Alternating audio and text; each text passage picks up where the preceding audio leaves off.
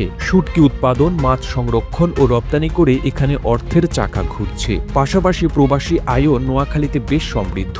নোয়াখালীর সবচেয়ে বড় শক্তি কিন্তু তাদের প্রবাসী জনগোষ্ঠী। মধ্যপ্রাচ্য থেকে শুরু করে ইউরোপ, নোয়াখালীর মানুষ ছড়িয়ে আছে সারা বিশ্বে। প্রবাসে কঠোর পরিশ্রম করে তারা যে রেমিটেন্স পাঠাচ্ছে তা শুধু নোয়াখালীর নয়, গোটা বাংলাদেশের অর্থনীতিকেও শক্তিশালী করছে। নোয়াখালীর মানুষের বড় একটি গুণ হলো তারা খুব দ্রুত প্রবাসে যাওয়ার জন্য প্রয়োজনীয় অর্থ জোগাড় করতে পারে। ফলে অন্য জেলার তুলনায় তারা বেশি সংখ্যায় বিদেশ যায় এবং দেশের অর্থনীতিতে বড় অবদান রাখে। নোয়াখালীর মাটি যেমন উর্বর, তেমনি শিল্প ও ব্যবসার দিক থেকে এখানকার মানুষের রয়েছে আধিপত্য। এই জেলার অনেক মানুষই দেশ জুড়ে বড় শিল্পপতি হিসেবে প্রতিষ্ঠিত ও পরিচিত। পার্টেক্স গ্রুপের চেয়ারম্যান এম.এ. হাশেম, বেঙ্গল গ্রুপের মোর্শেদ আলম, গ্লোব গ্রুপের হারুন রশিদের মতো উদ্যোক্তারা শুধু দেশের অর্থনীতিতে নয়, নোয়াখালীর নামও উজ্জ্বল করেছে।